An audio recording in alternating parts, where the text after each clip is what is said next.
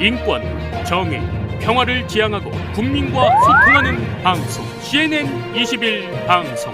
CNN 21 방송은 지오그룹, 3.1운동 유네스코 등재 국회기념재단, 대동문화재단과 함께합니다. 한발 빠른 뉴스 채널, 세상을 바꾸는 힘, CNN 21 방송.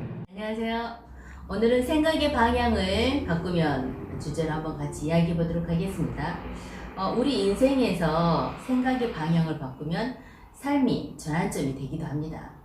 이야기를 통해서 생각의 방향이 어떻게 다른지 한번 알아보도록 할게요. 매일 만나기만 하면 싸우다시피 하는 가족이 있었습니다. 남편과 아내는 무슨 말만 하면 서로 이렇게 트집을 잡고 또 상대방을 탓하면서 지난날의 그 잘잘못을 들춰내서 하나하나 따지면서 서로를 못 잡아먹어서 안달이 나는 사람처럼 싸웠습니다. 그런 모습을 보고 자란 아이들은 그 아이들 마음에도 원망과 또 불평하느라 집안이 조용할 날이 없었어요. 그러다 보니 서로가 서로에게 상처를 입히고 또 상처를 받아 마음은 온통 상처투성이었고 또 그 상처는 시간이 지나도 아물지 않고 오히려 덧나서 더 심하게 났죠. 그 가족들은 이제 모두 자신들이 세상에서 가장 불행한 집에 살고 있다고 생각을 했어요. 세상에서 가장 불행한 집, 바로 옆집에는 항상 웃음꽃이 피며 행복이 넘쳐나는 다른 한 가족이 살고 있었습니다. 그들의 얼굴에는 미소를 머금고 있었고 또 그들 마음에는 언제나 믿음과 평안, 기쁨과 행복이 가득했답니다. 매일 싸우기만 하던 그 불행한 가족들이 어느 날 자신들의 모습을 돌아보면서 이렇게 계속 살다가는 안 되겠다. 무언가를 해결책을 찾아야 해.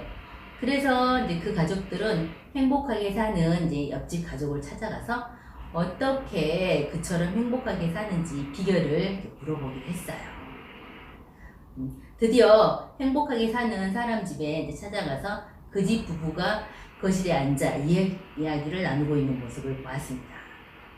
그때 행복하게 사는 그 집 아들이 부엌에서 무언가를 아주 비싸 보이는 도자기를 만지다가 그만 와장창 하고 깨뜨리고 말았어요.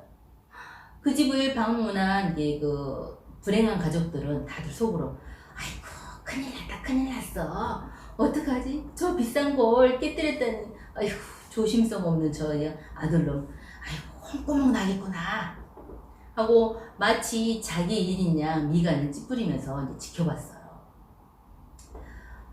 그러자 이제 아버지와 어머니가 어떻게 하는지, 어떻게 아들을 혼내는지 한번 자세히 봤죠.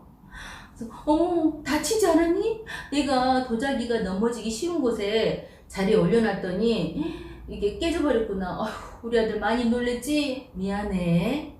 하고 또 아버지는 아니요. 도자기를 거기에 놔두는 것이 아무래도 불안해 보여서 내가 그만 다른 데다 옮긴다는 게 깜빡하고 미처 치우지 못했고 그러니 내 잘못이 크오. 또 이번에는 아들이 아니에요 아버지 어머니 제가 조심성이 없어서 귀한 도자기를 깨트렸어요. 제가 잘못했어요. 아버지가 정말 아끼시던 도자기였는데 너무 죄송해요.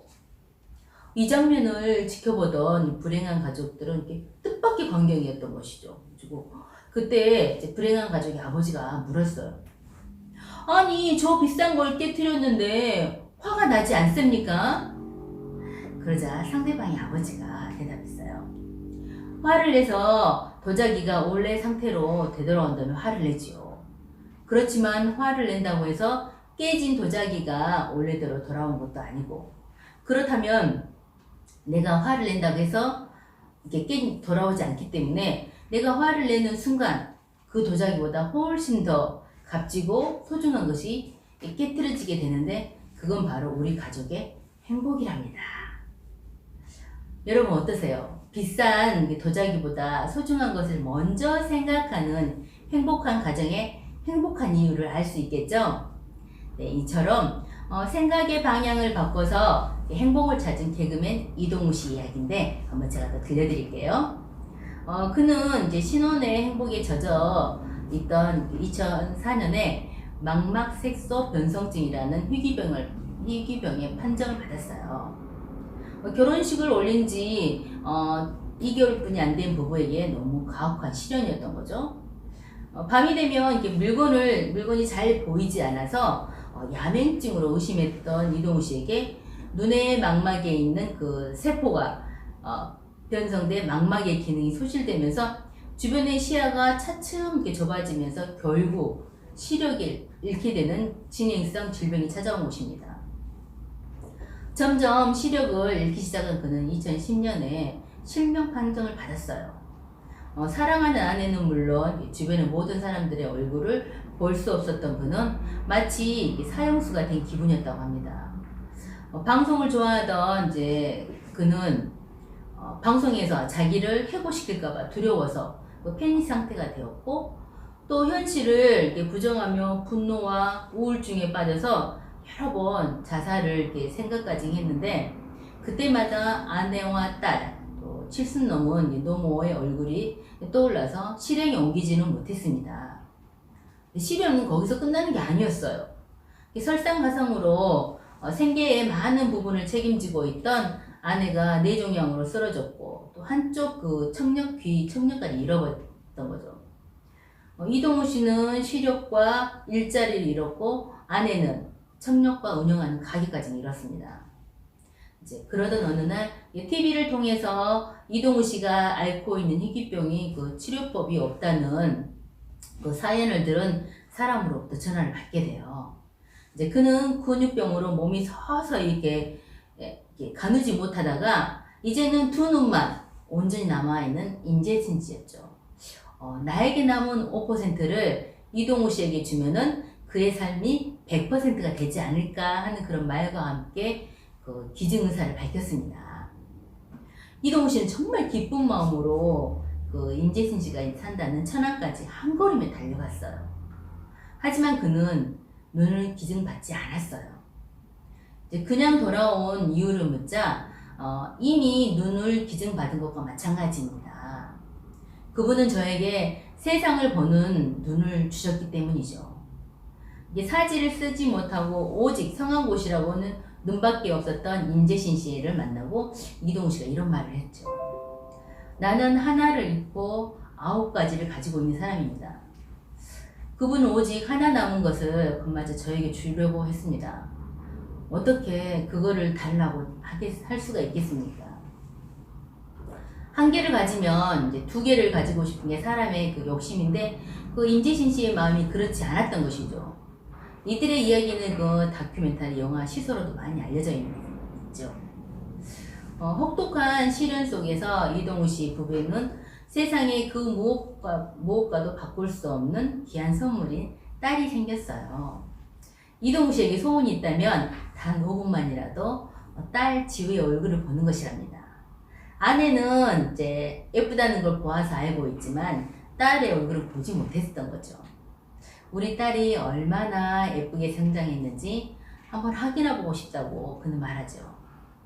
이제 그는 든든한 아내의 그 헌신적인 내조와 딸아이의 그 나누는 그 사랑의 힘으로 시련과 절망을 잘 이겨낼 수 있었고, 장애를 얻고 나서 단순하고 교만했던 이제 본인이 그 생각에도 많이 깊어지고 남의 입장에 생각할 수 있는 여유도 갖게 되었다고 합니다. 사고를 깊이 하지 않는 사람들은 1차적인 생각에 사로잡히죠. 그런데 사고가 유연하고 열려있는 사람들은 전혀 새로운 관심에서 세상을 볼 수 있는 눈이 뜨이고, 또 남들이 갖지 못하는 생각을 하며 어두움과 불행에서 벗어나고 밝고 행복한 삶을 살 수 있습니다. 무슨 일을 만나든지 항상 인생의 밝은 면을 보고 사는 사람이 있고, 늘 인생의 어두운 면을 보는 사람들이 있는데, 우울증에 걸린 아내는 남편이 무슨 일을 하든지 의심하고 불신하며, 또 남편을 믿는 아내는 남편이 무슨 일을 하든지 믿음으로 대합니다.